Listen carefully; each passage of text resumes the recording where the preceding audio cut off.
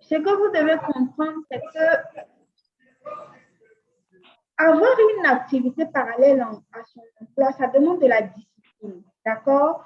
Ça demande de la détermination, ça demande de la discipline, ça demande des sacrifices, ok? Et donc, vous devez accepter de payer le sacrifice. Le sacrifice, ça peut être le temps que vous allez accorder, en fait, à ce business-là, à cette activité, d'accord? Ça peut être l'argent que vous allez investir, ça peut être l'énergie que vous allez dépenser, mais dans tous les cas, il y a un sacrifice à payer.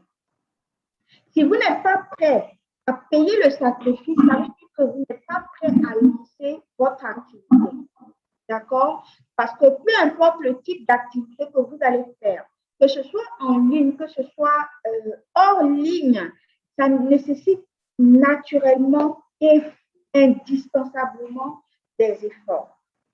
D'accord? Et donc, ce genre d'activité, ça, ce que nous sommes en train de faire, c'est juste des prémices. C'est juste des prémices. Mais si vous n'êtes pas capable à ce stade-là d'accorder 30 minutes, voire 1 heure de temps à votre activité par jour, ça sera compliqué. Et là, on est en train de faire un test. Vous devez continuer à affiner, en fait, les compétences dont on a parlé hier, les expertises dont on a parlé hier. Comment est-ce que vous pouvez vous positionner par rapport à la cible que vous voulez servir? D'accord? Et donc, vraiment, essayez de prendre ça très au sérieux. D'accord? Pour que vous puissiez vous lancer définitivement. Sinon, vous allez voir que vous allez procrastiner. Quand on va finir ce challenge-là, il y a pas mal de personnes qui vont juste aller ranger ce support-là au tiroir. Et c'est normal. C'est normal parce que tout le monde n'a pas l'audace de se lancer en ligne. Tout le monde n'est pas déterminé à changer sa situation. Tout le monde n'est pas déterminé à voir de la transformation arriver dans sa vie. 2021 est fini, d'accord?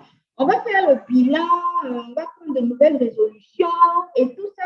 Et quand on va arriver en 2022, fin 2022, on va s'asseoir encore pour faire le bilan. Et sauf que ça sera pareil. Sauf qu'on n'aura pas bougé d'un iota. Parce qu'on ne prend pas des décisions fermes. On ne prend pas des engagements fermes envers nous-mêmes. Et pourquoi ça? Parce que parfois, quand on est en emploi, surtout les salariés que nous sommes, on est dans une certaine zone de confort. On se dit, même si je lance une autre activité que ça ne marche pas, ce n'est pas grave, j'ai mon salaire. Et ça, c'est l'erreur que commettent la plupart des salariés. Ils relaient leur activité, leur business, leur activité, c'est bon plan, d'accord? Et ils sont plus focus à travailler à temps plein pour les autres. Et quand le business ne marche pas, ils ne voient même pas de gravité, en fait. Pour eux, ce n'est pas grave parce qu'ils savent que son salaire va tomber. Donc, ce n'est pas grave si son business ne marche pas. Alors que l'entrepreneur, celui qui sait que son quotidien, sa survie, même dépend de ça. Payer son loyer dépend de ce qu'il va gagner. Payer toutes ses charges fixes dépend de ça. Il sait qu'il n'a pas droit à l'erreur. Il sait qu'il n'a pas droit à l'erreur et il fera les efforts qu'il faut pour que ça marche. Mais nous, les salariés, on est tellement tranquilles, on est assis dans notre zone de confort, entre quatre murs, on se lève le matin, on va au travail, on rentre le soir et on est content en fait de vivre comme ça. Sauf qu'au soir de notre vie, on n'a rien. Au soir de notre vie, on n'a que notre pension de retraite. Et la pension de retraite, c'est combien? Il y a des personnes qui ont comme pension de retraite 50 000 francs. 50 000 francs. Je vous assure. 50 000 aujourd'hui, qu'est-ce que ça peut bien faire dans la vie d'une personne? 50 000, c'est quelque chose qu'on dépense en une journée. Et donc, avoir des revenus complémentaires à son emploi, c'est simplement avoir plus de choix dans la vie. C'est avoir le choix de dire aujourd'hui, je ne veux pas manger le riz, mais je veux m'offrir un resto. Je veux aller au restaurant. C'est avoir le choix de dire, cette année, je m'offre des vacances. Je ne veux pas rester à Abidjan. Avoir beaucoup plus de revenus, c'est avoir plus de choix, de faire ce qu'on veut. On ne peut rien nous imposer en fait. Alors que quand on a un revenu limité, on subit. On subit simplement, on nous impose les choses et on est obligé d'accepter. On est obligé d'accepter parce qu'on n'a pas le choix. Mais alors que quand tu as plus de revenus, tu as plus de choix, tu fais ce dont tu as envie, tu peux décider d'aller aux Bahamas en vacances, pourquoi pas? Tu peux t'offrir la maison de tes rêves, tu peux acheter la voiture de tes rêves, tu peux inscrire tes enfants dans les meilleures écoles. C'est simplement avoir plus de choix, c'est être plus épanoui. Et les personnes qui sont là à dire l'argent ne fait pas le bonheur, et la plupart de ces personnes-là, c'est parce qu'ils n'ont rien du tout en fait. Sinon, ils ne seraient même pas en train de dire ça. Ils ne seraient même pas en train de dire ça. Parce qu'avoir beaucoup de revenus, c'est avoir plus de choix, c'est avoir plus de liberté. C'est avoir la liberté de dire je veux faire ci, je ne veux pas faire ça. D'accord? Et donc, par rapport à ça, vous devez vous engager envers vous-même. Vous devez décider parce que personne ne le fera pour vous. Chacun d'entre nous ici est le meilleur acteur de sa vie. Il est le meilleur acteur de changement de sa vie. Personne ne va venir changer ta situation pour toi. Personne ne le fera pour toi.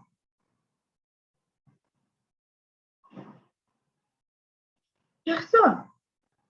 Si toi-même, tu ne prends pas la décision ferme envers toi-même, personne ne le fera pour toi. Et donc, c'est pour ça que dès le départ, depuis la première journée, on a parlé de vision. On a parlé de mental parce que votre mindset, c'est la plus grosse limite que vous pouvez avoir. C'est votre mindset qui détermine tout. Et donc, vous levez le matin, allez travailler durement. Je comprends qu'en tant que salarié, ce n'est pas facile de revenir le soir fatigué et puis se consacrer à son activité. Ce n'est pas évident. C'est clair que ça fatigue. Je reconnais. Mais vous devez faire le sacrifice. Vous devez payer le sacrifice maintenant. Et puis plus tard, vous serez à l'aise. Vous serez à l'aise. Parce que si vous ne le faites pas aujourd'hui, à quel moment est-ce que vous allez le faire? Pendant que vous êtes encore jeune, pendant que vous avez encore toutes vos forces, vous avez les capacités, vous avez l'intellect, vous avez tout ce dont vous avez besoin pour le faire aujourd'hui. Ce n'est pas au soir de votre vie, quand vous serez peut-être à 2, voire 3 ans de la retraite, que vous allez commencer à courir dans tous les sens pour mettre un projet sur pied. Ça ne marchera pas. Ça ne marchera pas. C'est le moment de commencer, de faire des erreurs, s'autoriser à faire des erreurs, parce que faire des erreurs, c'est une forme d'apprentissage, jusqu'à ce qu'on tombe sur le bon bout et on est tranquille. On gère l'emploi, on gère l'activité à côté jusqu'à ce que l'activité commence à grandir et qu'on songe même à démissionner, pourquoi pas pour venir se consacrer à notre activité. Au moins, ce sera notre activité, ce sera notre rêve, ce sera notre vision que nous sommes en train de réaliser et non la vision de quelqu'un d'autre. C'est ça en fait. Donc, vous devez décider. On est en 2021, on est à quelques jours de 2022. Commencez à vous poser. Trouvez des moments à vous où vous êtes seul avec vous-même. Où vous faites une introspection, vous vous posez la question, qu'est-ce que je veux pour moi? Rien que pour moi, pour une fois, pensez à vous. Qu'est-ce que vous voulez pour vous?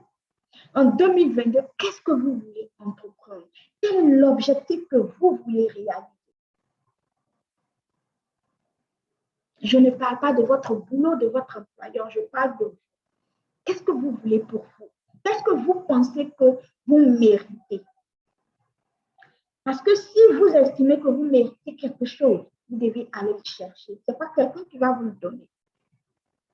Maintenant, si vous estimez que vous ne méritez rien, dans ce cas, il n'y a pas de problème. Vous continuez votre boulot, dodo, et puis c'est tout.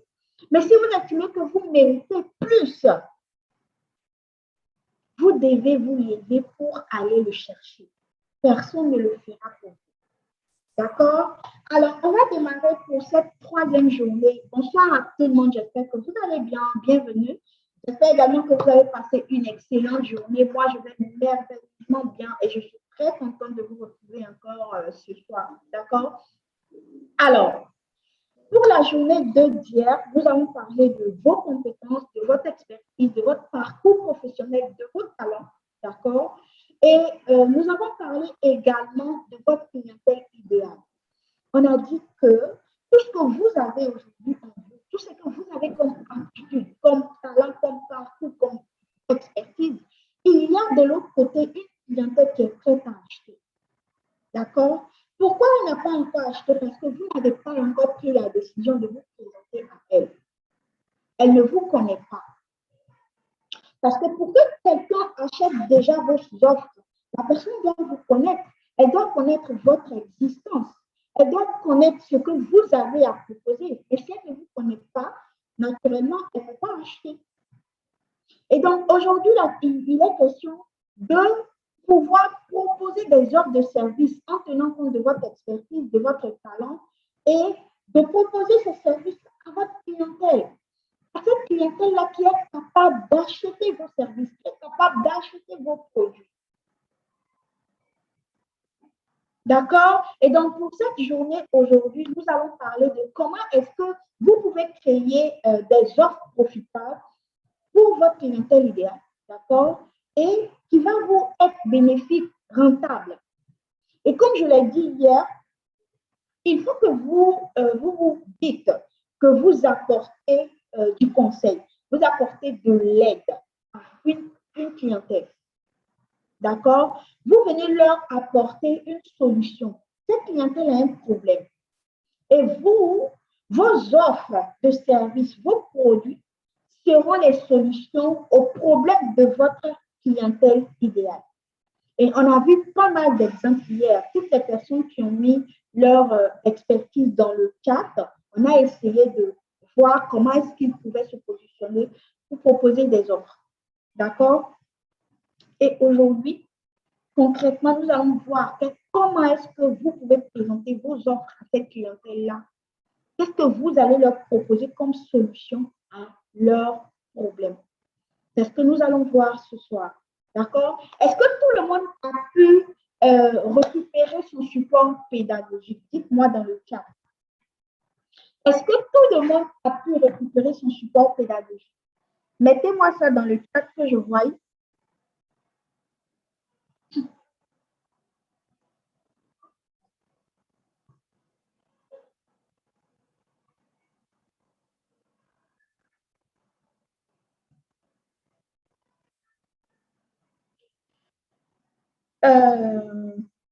Dites-moi, rassurez-moi, on me parle de son. Est-ce que le son est bon?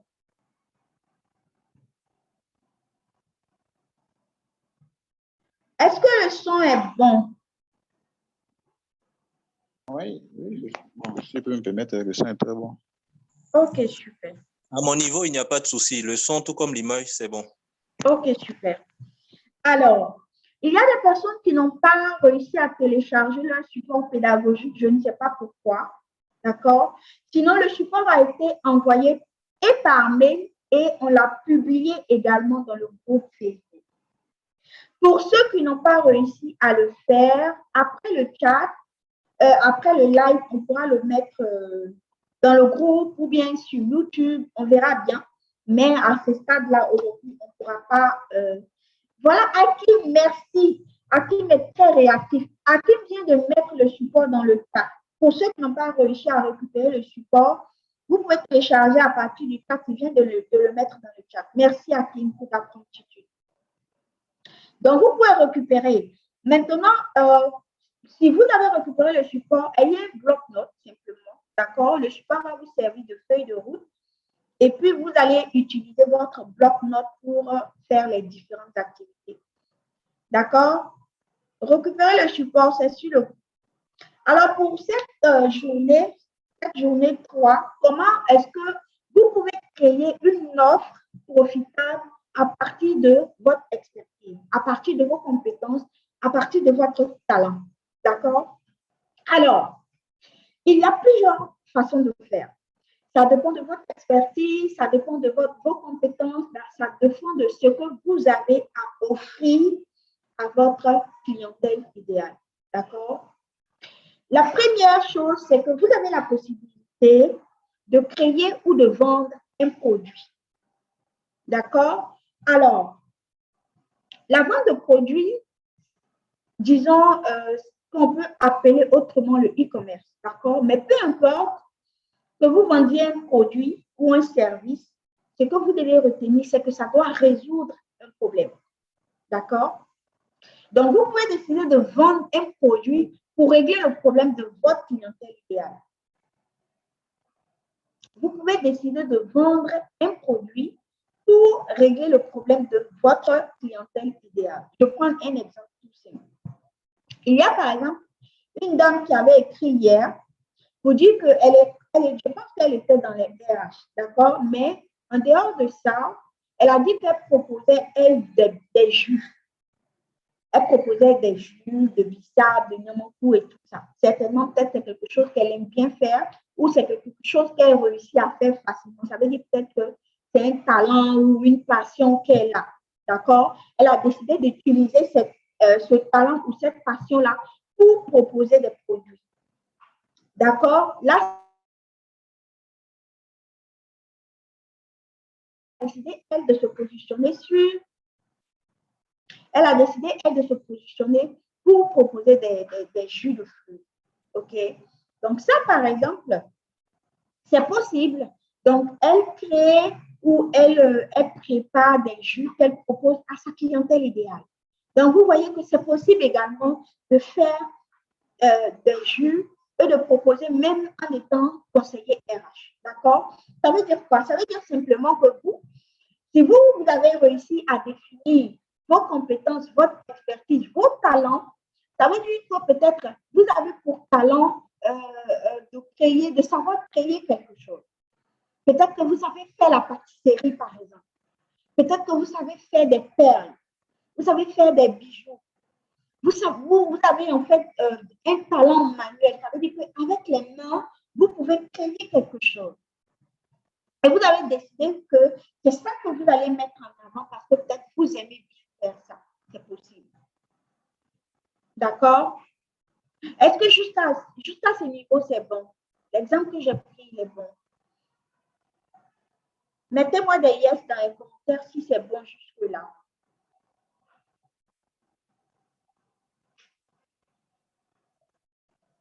OK, c'est bon, super. D'accord? Donc, vous avez la possibilité de proposer des produits qui vont venir régler le problème de votre clientèle idéale. D'accord? Et je ne sais pas si la dame, elle est là. Le son n'est pas bon. Rassurez-moi, c'est à votre niveau peut-être. Parce que là, on vient de me rassurer que le son, il est bon. Hein. Ça s'est amélioré. Bon, je ne sais pas ce qui se passe. C'est l'air qui.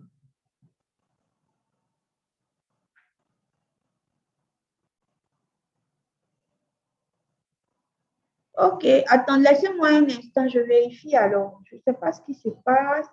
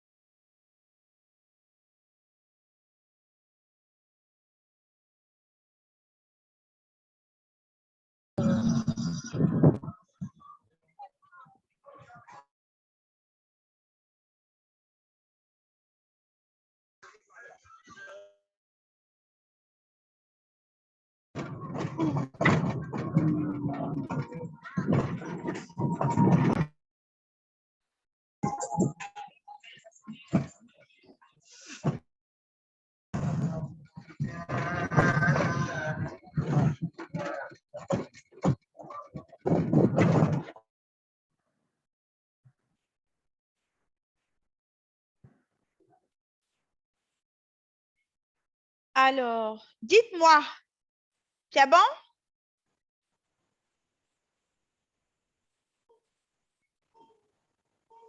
Allô? Est-ce que vous m'entendez? Mettez-moi ça dans les chats, c'est comment? C'est bon maintenant? Oui, c'est bon. Ok, super. Ok, super.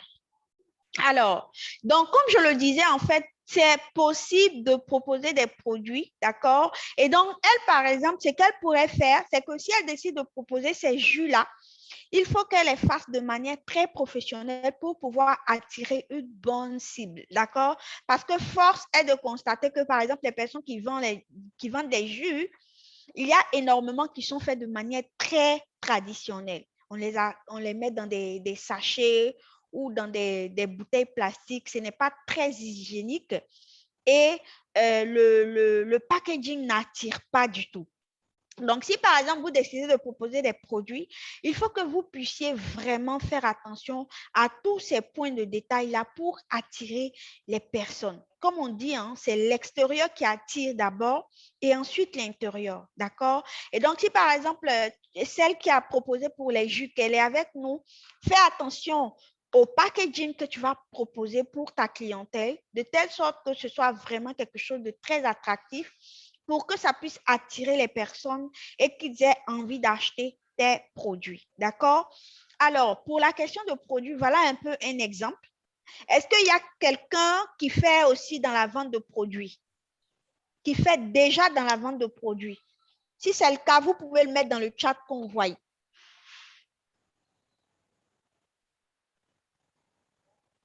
Si c'est le cas, vous pouvez le mettre dans le chat. On va voir comment est-ce qu'on en parle. Fromage Wagash. Bon, je ne connais pas, je sais c'est quoi. Ce sont des fromages, c'est ça. Maintenant, le Wagash, c'est quoi? C'est la particularité, c'est quoi de ce fromage-là? C'est quoi?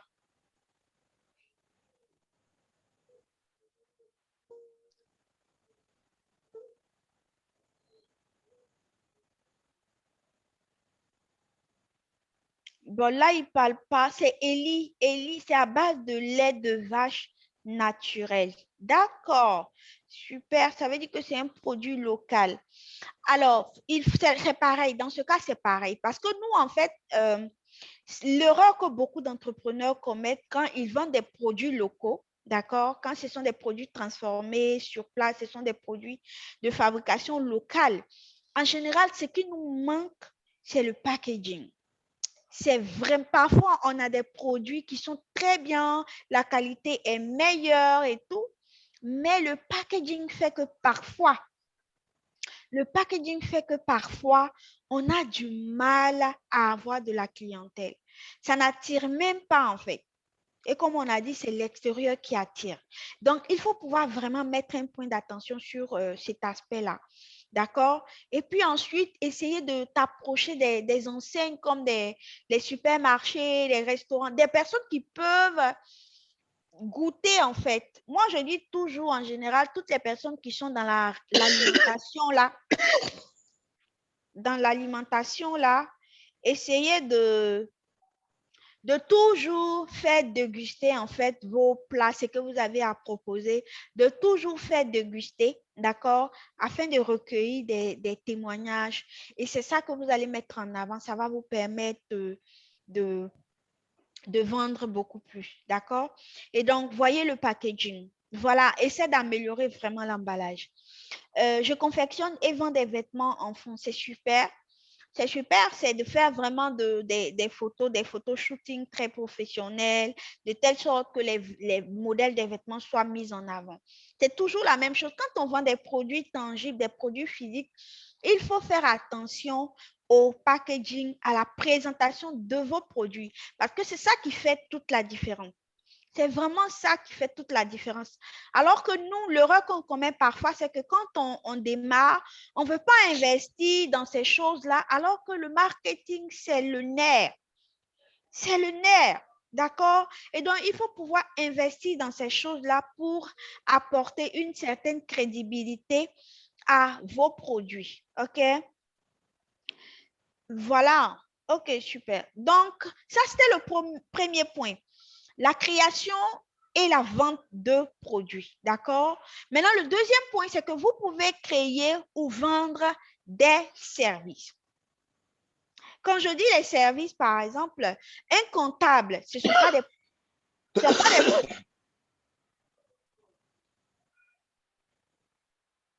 Un comptable, ce ne sont pas des produits ou des produits tangibles qu'il va vendre. Non, c'est son expertise qui va vendre et la manière de se présenter, en fait. Donc, ça, c'est par exemple un service qu'il va proposer. Mais ce ne sont pas des produits, c'est un service. D'accord? Qui d'autre? On va prendre quel autre exemple? Le médecin. Le médecin qui était avec nous hier, c'est pareil. C'est un service qu'il va proposer. Ce sont des prestations de service. D'accord? Et donc, vous toutes, par exemple, qui allez mettre en avant vos compétences, votre expertise, votre savoir-faire et tout ça, si ce ne sont pas des produits, naturellement, ce sont des services que vous allez mettre en avant. D'accord? Et donc, le médecin, ça sera une prestation de service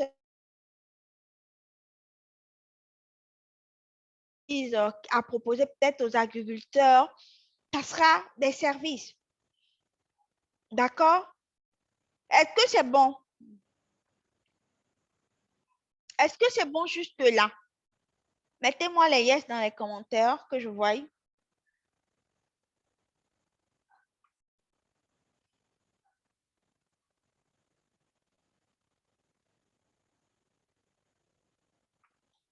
Pour les personnes qui ont des questions, mettez-les dans les chats. Il n'y a pas de problème. Quand on va finir, on va aborder tout ça. D'accord? Et donc, le troisième point, c'est créer ou vendre des infoproduits. Créer ou vendre des infoproduits, c'est toujours à partir de votre expertise, c'est toujours à partir de vos compétences, c'est toujours à partir de ce que vous savez faire. D'accord? Alors, l'infoproduit, c'est quoi? C'est vendre des informations, les produits d'information. D'accord? Et ces informations-là viennent d'où? Ça vient de votre parcours professionnel. Ça vient de votre expertise, ça vient de votre compétence, ça vient de votre talent. Tout ce que vous savez, tout ce que vous savez faire aujourd'hui, c'est possible de les mettre sous forme de formation pour que d'autres personnes les achètent. C'est possible de les mettre sous forme de formation pour que d'autres personnes les achètent. Et l'élément essentiel sur lequel on a travaillé hier, qui va vous permettre de vendre facilement vos offres de services, qui va vous permettre de vendre facilement vos formations, c'est la connaissance de votre clientèle idéale. Parce que pour pouvoir présenter une formation à une cible donnée, il faut que vous sachiez qui est votre clientèle. Il faut que vous sachiez, est-ce que la formation que je suis en train de vouloir proposer à cette cible-là, est-ce que c'est la bonne cible? Parce que si vous ne proposez pas la bonne offre à la bonne cible, il y a un problème. Il y a un problème. Vous devez présenter la bonne offre à la bonne cible. Quand je dis ça, quand par exemple, on prend toujours l'exemple d'un comptable, d'accord? Un comptable, il a une expertise en comptabilité, d'accord? Et aujourd'hui, l'expertise de comptabilité qu'il veut mettre en avant, il va principalement s'adresser aux entrepreneurs, aux petites entreprises, aux boutiques en ligne, par exemple.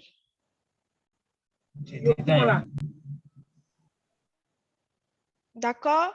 Il va s'adresser aux entrepreneurs, aux petites entreprises, aux boutiques en ligne, par exemple.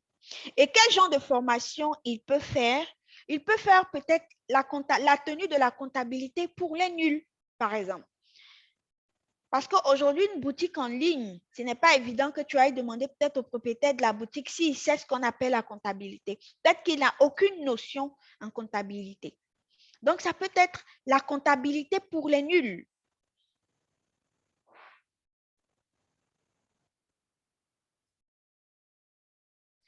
Vous voyez, comment tenir, ça peut être comment tenir sa comptabilité facilement ou comment tenir sa comptabilité pour pouvoir dégager un bon bénéfice. Parce que quand vous décidez, par exemple, de proposer vos services, proposer vos formations, il faut que votre clientèle, en fait, elle voie les bénéfices. Pourquoi est-ce que c'est important pour elle d'acheter une telle formation? Pourquoi c'est important pour elle d'acheter une formation? Et donc, si par exemple, vous lui expliquez que si tu arrives à tenir ta comptabilité, tu vas pouvoir dégager de bonnes marges. Peut-être qu'il y a des charges, par exemple, qui existent, qui comptablement, ce ne sont pas des charges qu'on intègre peut-être dans les états financiers et que toi, tu intègres. Naturellement, ça vient réduire ton bénéfice. Alors que si tu fais une formation que tu expliques, par exemple, telle charge, telle charge, telle charge, ce ne sont pas des charges que tu dois intégrer en fait dans tes dépenses. Naturellement, quand on retire ça, ça va augmenter tes bénéfices. Donc, il faut toujours pouvoir présenter à la clientèle idéale quel est le bénéfice pour elle d'acheter le produit, quel est le bénéfice pour elle d'acheter le service, quel est le bénéfice pour elle d'acheter la formation.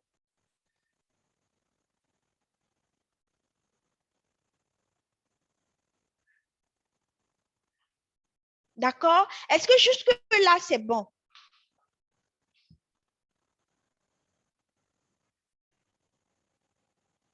Est-ce que jusque-là, c'est bon? Mettez-moi les yes dans les commentaires que je vois. C'est bon? OK. Donc, vous voyez que ce n'est pas aussi difficile. Ah non. Il faut avoir les bonnes stratégies naturellement. Vous pouvez avoir, comme on le dit souvent, l'information, c'est le pouvoir. L'information, avoir la bonne information, c'est le pouvoir. C'est-à-dire qu'aujourd'hui, à partir de votre expertise, vous pouvez décider de vous positionner pour proposer vos services. Naturellement, il y a un processus, d'accord? Il y a une méthodologie, il y a des stratégies à mettre en place, il y a des systèmes à mettre en place. Tout ça, on aura le temps de le voir. On aura le temps de le voir. Est-ce que jusque-là, c'est bon?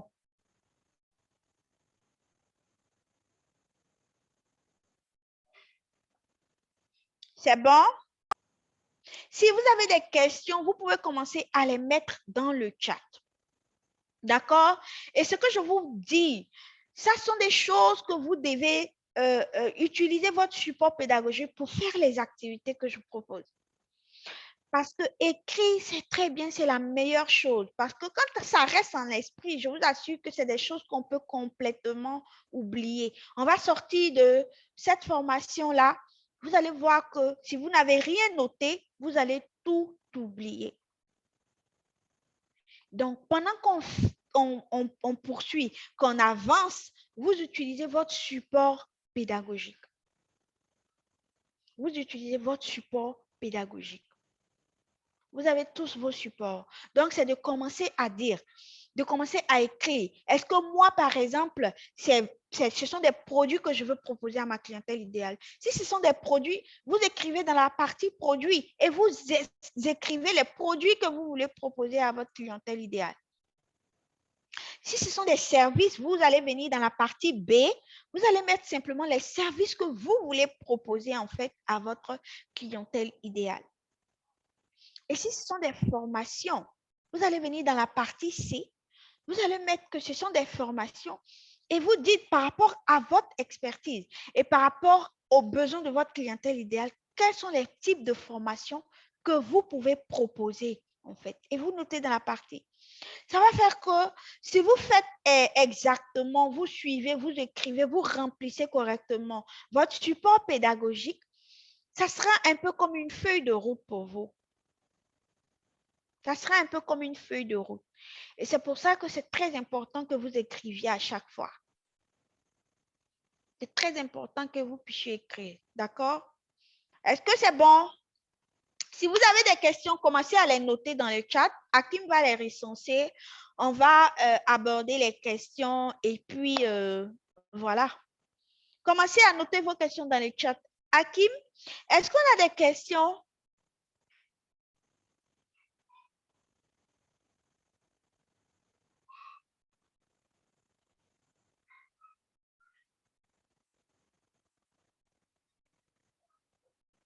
Hakim? Oui, je suis là. D'accord, merci Hakim. Est-ce qu'on a des questions?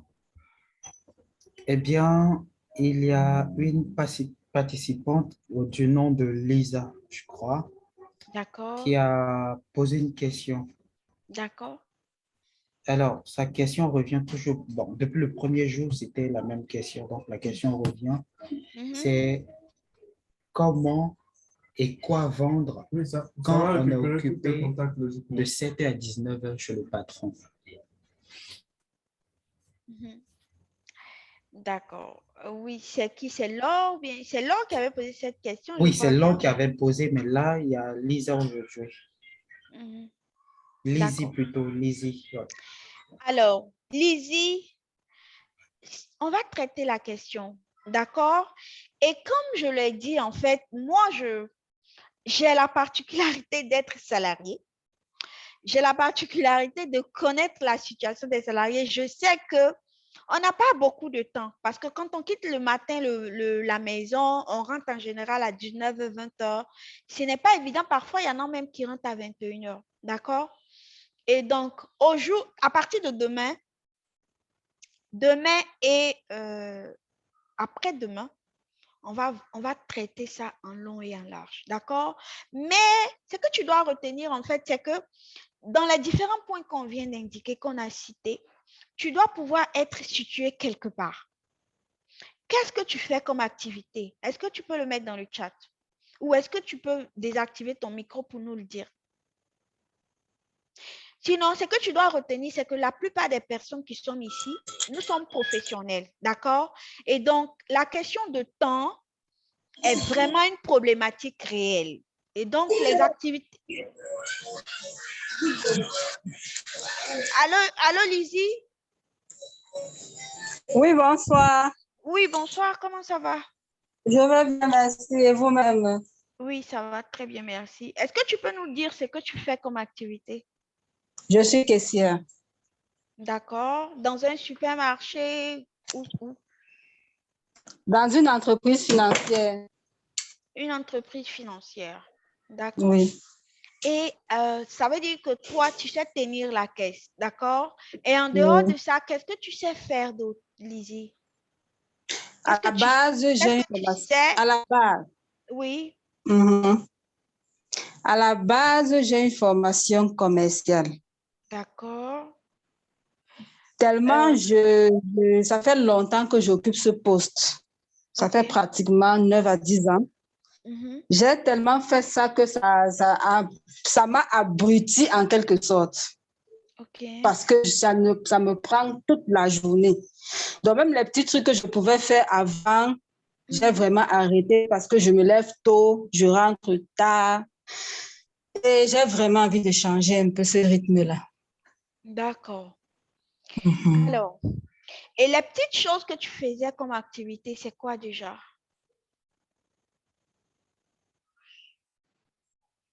Allô?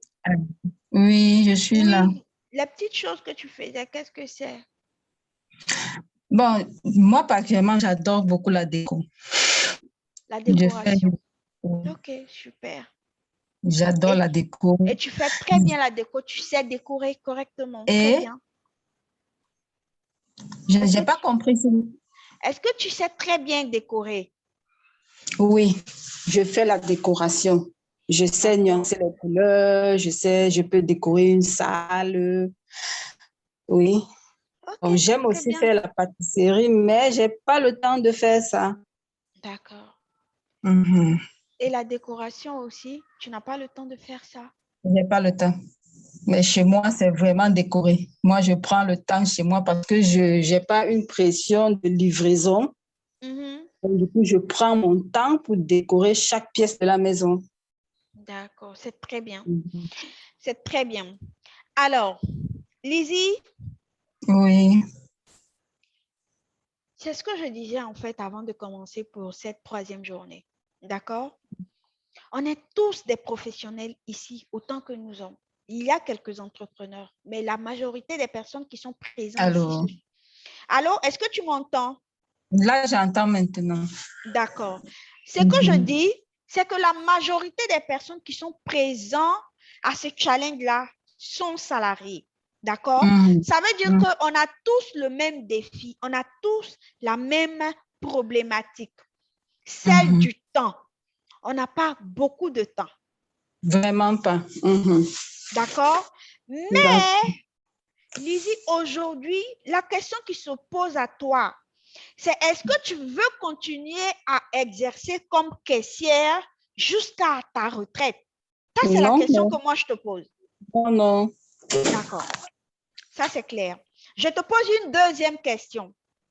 Est-ce que payer le sacrifice aujourd'hui en travaillant un peu plus pour que demain soit meilleur, est-ce que c'est un sacrifice qui n'en vaut pas la peine? Ça en vaut la peine. Donc, la réponse, elle est là. La réponse, elle est là, Lizzie.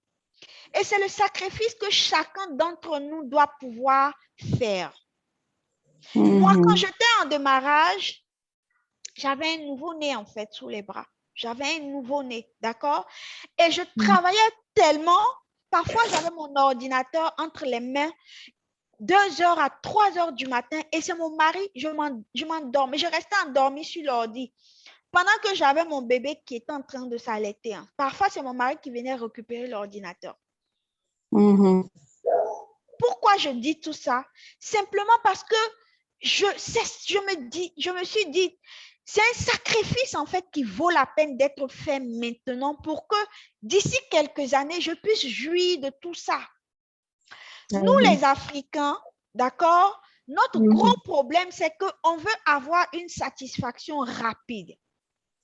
On veut être satisfait immédiatement. Non, on doit pouvoir retarder cette satisfaction-là de quelques années, faire les sacrifices, faire les efforts qu'il faut, mettre l'énergie, mettre le temps et se donner à fond, quitte à travailler les week-ends pour que ton business puisse avancer. C'est ça en fait. Moi, il y a des jours, quand je rentre, il n'y a pas un jour, je quitte au travail, je viens, je consacre 1 heure à 2 heures de temps à mes enfants et tout, mais je commence à travailler à partir de 20h30, 21h, et parfois, comme je l'ai dit, parfois jusqu'à 2h du matin. Il y a des moments où j'ai fait ça. Mais aujourd'hui, ça va mieux. Il y a des jours où je travaille un peu plus, mais j'aurais dit peut-être il y a 4 ans, c'était plus grave parce que je travaillais, parce que j'étais en train de mettre en place mon business, j'étais en train de mettre mon activité sur place. Et donc, je travaillais énormément, mais je me suis dit que ça en valait la peine. C'est pour ça que je l'ai fait. Ça en valait la peine. Et moi, pour ceux qui ne me connaissent peut-être pas ou qui ne connaissent pas mon histoire, moi, quand j'ai démarré, peut-être que vous, en fait, c'est comme moi je vous dis aujourd'hui, vous n'avez pas besoin d'attendre peut-être qu'une urgence se produise pour pouvoir lancer votre activité. Le but, c'est quoi? Le but, c'est de lancer son activité, avoir des revenus, avoir plus de choix, de telle sorte que même quand un imprévu survient, vous avez la possibilité de surmonter, de faire face à cet imprévu. Moi, quand je me suis lancée, j'ai lancé mes activités, je me suis retrouvée en fait en face d'un imprévu. Et c'est ce qui m'a poussée à lancer mon activité. Mon fils a été diagnostiqué autiste, d'accord? Et donc, ce n'était pas évident. Et le salaire que nous avions ne pouvait pas nous permettre de prendre en charge notre enfant. Parce qu'aujourd'hui, en Afrique, les infrastructures qui prennent les enfants autistes en charge, il n'y en a pas beaucoup. Non, il n'y en a pas beaucoup. Et celles qui existent coûtent énormément cher. Celles qui existent, elles coûtent énormément cher. Et donc, quand je regarde mon fils, j'ai traversé une période dépressive pendant des mois. Je passais tout le temps à pleurer, en fait. Et puis, je me dis, à un moment donné, je me suis posé la question de savoir, est-ce que pleurer va arranger les choses? Est-ce que c'est ce qui va aider mon enfant à être autonome? Et je me suis levée et j'ai pris la décision qu'il fallait. Et aujourd'hui, je ne regrette pas. Parce que l'école, rien que l'école de mon fils coûte pratiquement 2 millions. D'accord? Et donc, c'est pour dire, je vous explique ça juste pour que vous compreniez que moi, j'ai été obligée de le faire. Je n'ai pas eu le choix. Mais vous n'avez pas besoin d'attendre qu'une urgence ou un imprévu se produise pour lancer votre activité. Le but, c'est justement de lancer ces activités-là de telle sorte que quand il y a un imprévu, vous puissiez faire face à ça. 2 millions par an pour une école maternelle et une école, il est quoi, au CP. Vous imaginez? Et ça n'a rien à voir avec les sessions de pédopsychiatrie. Ça n'a rien à voir avec les séances d'éducateurs spécialisés. Ça n'a rien à voir. Il faut payer ça. J'ai 3 autres enfants dont je dois m'en occuper. Si lui, à lui seul, pour son école, rien qu'à lui seul, ça coûte 2 millions. Et les autres qui viennent s'ajouter, vous imaginez comment est-ce que je pouvais faire face à ça avec un seul salaire? Ce n'est pas possible. Mais c'est parce que j'ai décidé, je dis qu'il faut que les choses bougent. Il faut que j'arrive à m'occuper de mon fils. Il faut que j'arrive à le prendre en charge.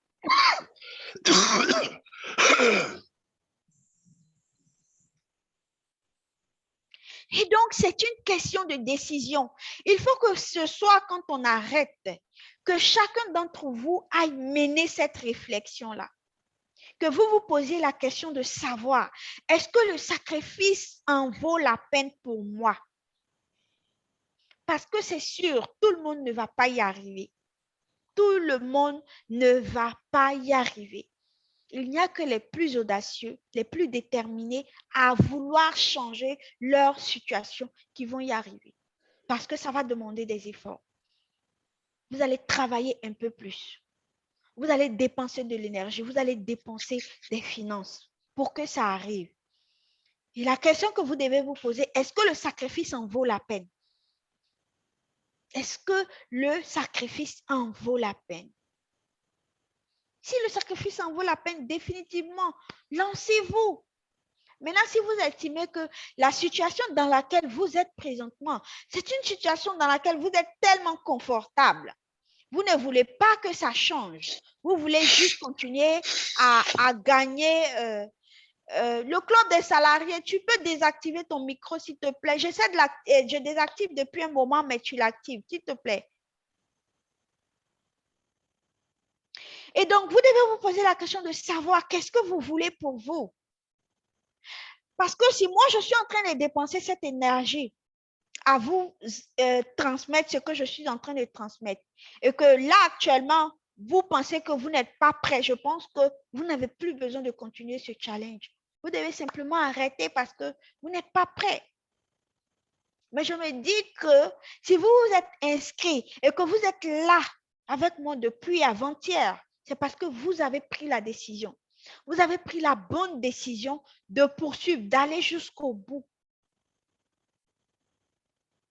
D'aller jusqu'au bout. Parce que si vous estimez que vous méritez quelque chose, vous devez aller le chercher. Personne ne va vous le donner. C'est vous qui devez aller chercher ce que vous pensez mériter. C'est vous, personne d'autre.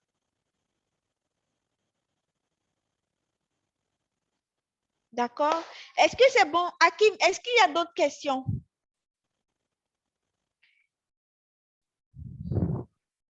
Eh bien, non, pour le moment. Ouais, il y a quelqu'un, je vois des, attends, je regarde, je pense. C'était des avis par rapport à ce que vous étiez en train d'expliquer tout à l'heure. Ah, d'accord. Ok. Attends. Il y a quelqu'un qui dit qu'il veut... Je suis James et je veux apprendre à faire des masterclass en langue anglaise. 07 68. C'est qui, hein? Oui, c'est possible. Est-ce que c'est parce que tu es anglophone? Est-ce que c'est parce que tu maîtrises la langue anglaise? Si tu penses que tu as une maîtrise par rapport à ça, tu as une expertise là-dedans, c'est possible. Maintenant, après, c'est de regarder, est-ce que c'est le bon format? D'accord? Parce que par rapport à ce que vous allez proposer, il y a des formats. Par exemple, quand je regarde l'anglais, une masterclass en anglais, les masterclass en général, c'est quelques heures. D'accord? Est-ce que tu penses que organiser une masterclass de quelques heures en langue anglaise, est-ce que ça peut aider quelqu'un à se développer, à comprendre l'anglais? Voici la question pour toi. Donc, pose-toi la question de savoir, est-ce qu'une masterclass serait adaptée? Est-ce que ça peut transformer mon client? Est-ce que ça peut aider mon client à parler correctement l'anglais? D'accord? Et donc, si définitivement, ça ne peut pas l'aider, ça veut dire que le format de masterclass n'est pas le bon format. Il faut voir un autre format qui peut aider ta clientèle parce que vous devez rester motivé et vous dire, je veux aider ma clientèle. Et aider votre clientèle, c'est de l'emmener d'une situation A à une situation B. L'amener à quitter une situation A pour aller à une situation B. D'accord? Si votre offre n'est pas capable de faire ça, ça veut dire que vous devez retravailler encore sur l'offre. D'accord? Pour celui qui dit qu'il veut proposer la masterclass en anglais.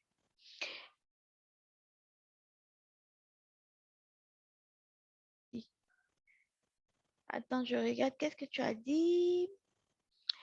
Le participant. Ok, attends. Je suis dans la vente coaching formation. Oui, si tu es déjà dans la vente de formation et de coaching, ben, c'est super. Quelle est ta préoccupation par rapport à ça? Hakim? Oui. Quelle est ta question par rapport à ça? À vrai dire, je n'avais pas de question. C'est lorsque vous avez amorcé le troisième point, créer et vendre voilà, en infoproduit. Donc, voilà, moi, ok, j'avais juste super. mis celui-là. D'accord, super, super. Il y a le participant Serge qui voudrait poser une question. Serge Christian. D'accord, ok. Donc, il faudrait qu'il active son micro pour poser sa question. C'est ce qu'il mon micro. D'accord, vas-y pour ta question. D'accord. Alors, ma préoccupation est la suivante. Ok. Je suis maître d'éducation permanente. Je vais expliquer simplement, c'est-à-dire que je suis chargé d'encadrer des jeunes, les aider à monter en fait les dossiers d'une association, les aider à se structurer en passant par toutes les étapes et les différents postes dans une association, les aider à trouver des financements pour leurs projets. Et je sers de lien entre eux et l'agence emploi jeune. Voici ce que je fais comme emploi à plein temps. Mais j'ai des amis qui m'ont dit à plusieurs reprises que j'avais des compétences pour ce qui est de faire de l'animation, du suivi. D'accord.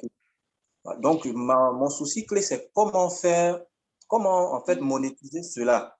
Parce que ce qui m'intéresse, ce vers quoi je me tourne régulièrement, c'est être un peu un apporteur d'affaires. C'est-à-dire que je travaille actuellement avec une structure qui fait du coaching au niveau de la BRVM. Et moi, je me suis chargé de leur trouver des clients, de leur expliquer les avantages à investir en bourse, à devenir actionnaire dans une société. Et j'ai déjà pu ainsi orienter des personnes vers eux. Super. Donc, moi, je ressens plus le besoin d'être un apporteur d'affaires, d'être en même temps un investisseur. Mais plusieurs fois aussi, j'ai constaté qu'effectivement, lorsqu'il y a des animations, lorsqu'il faut faire du suivi et écoute, je m'en sors plus bien. Donc, j'ai un peu de mal en fait à monétiser mon travail en service que je peux proposer. Ça, ok, super. Alors, la question que je te pose, le maître éducateur permanent que tu fais, tu as précisé que c'était un emploi à temps plein. C'est dans une entreprise ou quoi? Non, pour le ministère de la promotion de la jeunesse. Ah, d'accord, tu es fonctionnaire d'État. Oui, je suis fonctionnaire du public. Ok. Alors, tout ce que tu as cité là, en fait, ce sont des choses que tu peux monétiser. D'accord? D'accord. Pouvoir accompagner. Aujourd'hui, il y a des personnes qui veulent créer des associations, ils ne savent pas comment faire. Ils ne connaissent pas le processus de création d'une association. D'accord? Oui. Et même quand parfois ils connaissent, ils n'ont pas le temps de le faire. Et donc, toi, tu peux te positionner pour faire ça. En général, c'est de l'aide à la personne. D'accord? Oui. Tu peux décider, par exemple, de te positionner pour dire, je vous accompagne à créer votre association de A à Z. Oui. D'accord? Ça, c'est quelque chose que tu peux monétiser. OK? Maintenant, l'apporteur d'affaires que tu es, par exemple, en termes anglophones, par exemple, on va dire que tu es un closer. Ça veut dire que tu vends des offres à des personnes qui sont intéressées. Et donc, ça, par exemple, si tu as une commission là-dessus, ça veut dire que tu le monétises déjà. Oui, effectivement. On est en train de parler d'un partenariat. Voilà. Exactement. D'accord? Soit ce sont des commissions que tu vas recevoir, mais tu peux monétiser. Je pense que ça, c'est déjà en bonne voie. La façon de le faire, c'est bon. Maintenant, après, c'est de regarder, est-ce que tu veux aller au-delà? Est-ce que tu veux étendre tes activités à autre chose en dehors de la bourse? Si, par exemple, tu as une expertise, tu as un talent de persuadeur, que tu as des capacités de persuasion, tu sais que tu peux vendre, par exemple, des coachings, tu peux vendre des formations, bah, oui, tu peux être un closer. Le closer, en fait, c'est celui c'est un commercial, d'accord, qui vend les offres d'autres personnes. Moi, je te prends mon exemple. Prenons un exemple pratique. Comme moi, par exemple, je vends des coachings, je vends des programmes d'accompagnement et de formation, OK? Et donc, toi, par exemple, si tu estimes que tu as une capacité de persuasion, que tu es capable de vendre des offres parce que peut-être soit tu as de closer rapidement, de conclure des ventes rapidement, tu peux décider de m'approcher pour me dire, ah, écoute, Aminata, moi, par exemple, j'ai des aptitudes, je sais closer, d'accord? Je souhaite que tu me parles de tes programmes d'accompagnement. Qu'est-ce que tu offres? Qu'est-ce que tu vends comme service, comme formation et tout? Je voudrais bien que tu m'autorises à en parler pour les vendre moyennant une commission. D'accord. Tu vois?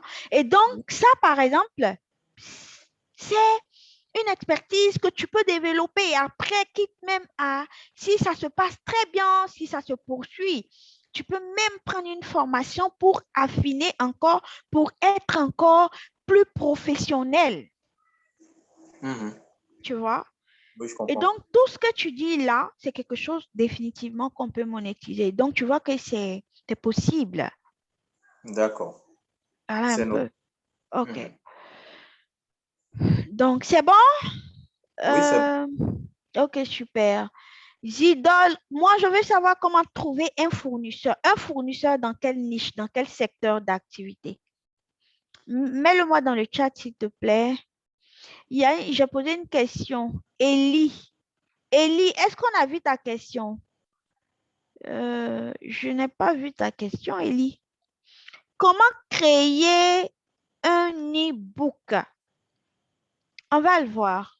D'accord? On va le voir, je crois que c'est le jour 5.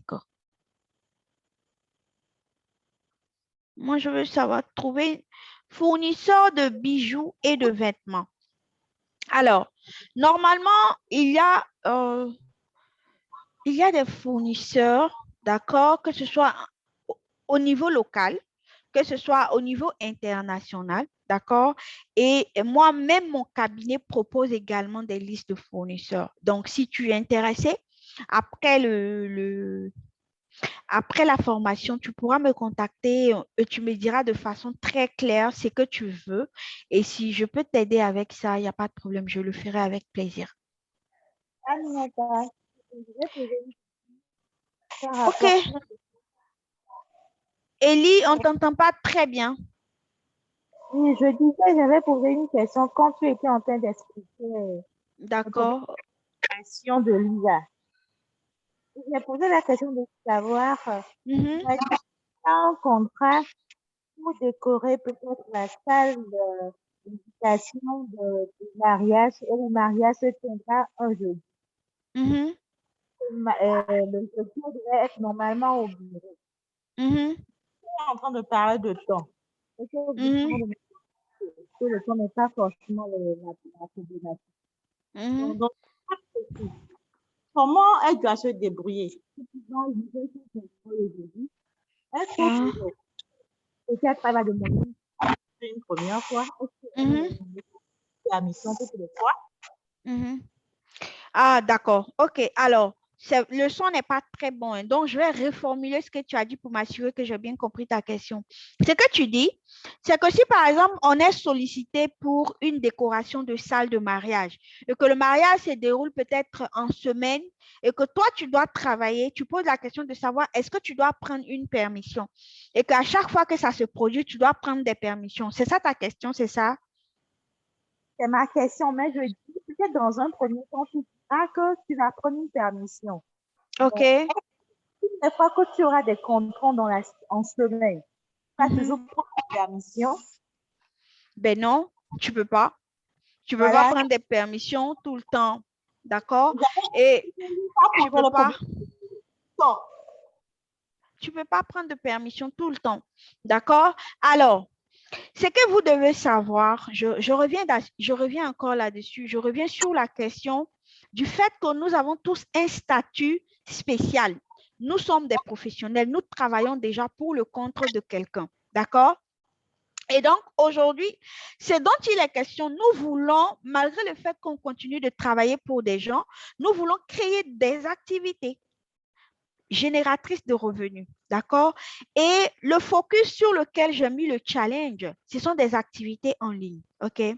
Maintenant, ça ne veut pas dire que tu peux faire toutes les autres activités. Après, c'est toi qui vois, d'accord?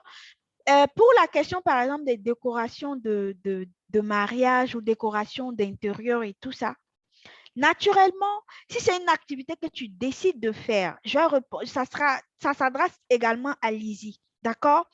Si c'est une activité que tu décides de faire, ça voudra simplement dire qu'il y a des jours où tu vas juste faire ça. Ça sera peut-être les week-ends où tu ne travailles pas parce que tu ne peux pas aller demander des permissions pour aller gérer ça, en fait. Ce n'est pas responsable, ce n'est pas professionnel parce que même si toi, quelqu'un d'autre te le fait, ça ne sera pas bien. Ça ne sera juste pas bien. Tu ne vas pas aimer. D'accord? Et donc, l'objectif, on veut gagner de l'argent, mais il faut qu'on le fasse de façon responsable, de façon honnête. Moi, c'est quelque chose auquel j'y tiens énormément parce que le karma existe. On doit être tous des personnes inspirantes, des entrepreneurs inspirants. On doit forcer le respect. Donc, quand tu prends par exemple les heures de travail pour aller faire la décoration d'intérieur, la question que tu devrais te poser, c'est est-ce que si mon employeur me fait ça, je vais apprécier? Non, naturellement, tu ne vas pas apprécier. Donc, ce n'est pas honnête, ce n'est pas responsable, ce n'est pas professionnel. Si tu le fais, ça va te rattraper. Et donc, si par exemple, vous décidez de faire dans la décoration, vous allez simplement indiquer vos disponibilités, c'est tout. Vous allez indiquer vos disponibilités, ça sera peut-être les samedis et les dimanches. Vous allez indiquer vos disponibilités. Maintenant, après, si le système, par exemple, de travailler à temps partiel existe chez vous, vous pouvez envisager ça. Mais si ça n'existe pas, que vous travaillez à temps plein, vous indiquez, quand vous allez communiquer sur vos offres, vous indiquez que vous êtes disponible que les week-ends. Au moins ça sera responsable. D'accord? Est-ce que c'est bon? Merci, Aminata. Donc, en gros, en tant que salarié entrepreneur, on doit savoir choisir aussi les activités. Exactement. Exactement. D'accord? Et ça, je pense, on va voir les 2 derniers jours, on va en parler encore. On va en parler, on va voir quelles sont les activités concrètes que vous devez pouvoir mettre en place et qui ne va pas vous... Et comme je dis, on n'a pas du temps. On n'a pas énormément de temps. Donc, il faut pouvoir choisir les activités qu'on peut faire.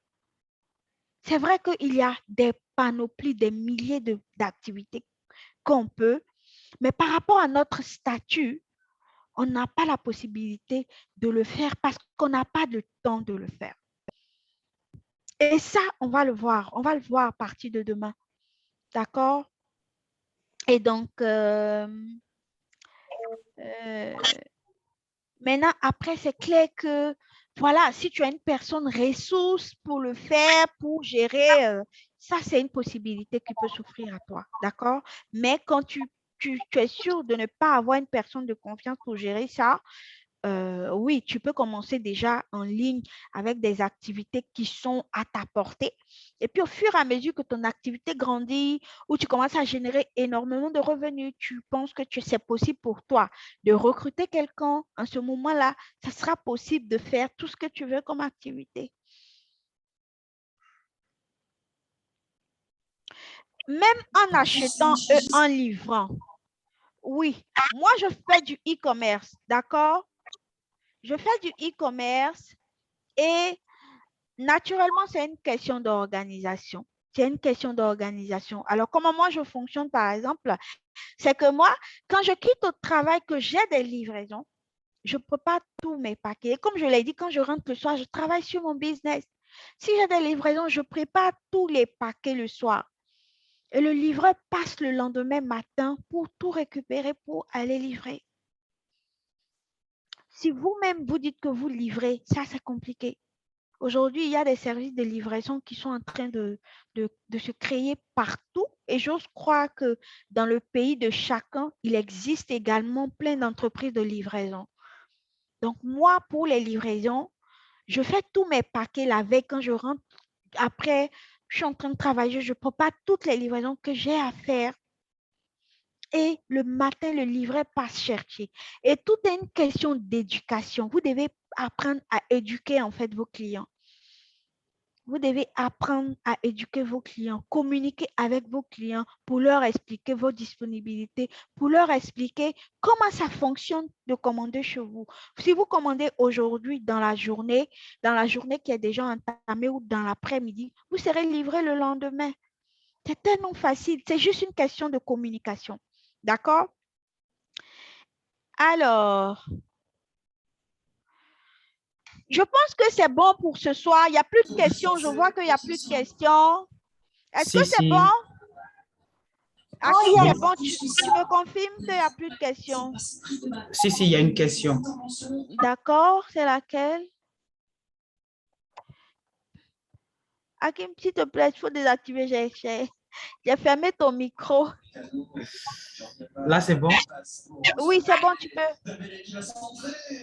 D'accord. Alors, la préoccupation vient du participant, le club des salariés. D'accord. Alors, il affirme qu'il est acheteur de produits pour une entreprise agricole. D'accord. Voilà, donc dans ce sens, il gère un portefeuille fournisseur qu'il doit entretenir, fidéliser, tout et tout. OK.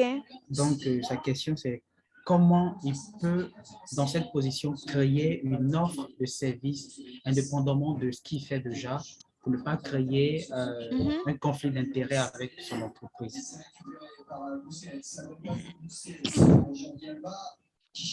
Alors, lui, il est acheteur de produits. Il a un portefeuille de produits agricoles. Oui. Il a un portefeuille de clients déjà qui est un portefeuille de fournisseurs. D'accord? Oui. Et donc, s'il travaille, je veux dire, est-ce qu'il est indépendant? Parce que ça dépend en fait. D'accord? S'il est indépendant, ça veut dire qu'il a la possibilité de traiter avec beaucoup de personnes. S'il ne travaille pas pour le compte d'une entreprise, ça veut dire qu'il peut avoir plusieurs clients. Maintenant, s'il travaille pour le compte d'une entreprise, naturellement, il ne peut pas faire ça parce qu'il y a des activités, par exemple, pour lesquelles je vais revenir, je vais m'adresser à tout le monde, d'accord? Si vous êtes salarié, que vous voulez entreprendre peut-être dans l'activité que vous exercez déjà, d'accord, naturellement, la première chose, c'est d'aller regarder dans vos contrats, est-ce qu'il n'y a pas de clause par rapport à ça? Moi, par exemple, j'exerce, il n'y a aucune clause. D'accord? Et je pense que beaucoup d'entreprises ne mettent pas ce genre de clause. Il va y avoir peut-être quelques-unes qui le font, mais elles font l'exception. Mais dans la généralité, il n'y a pas de clause.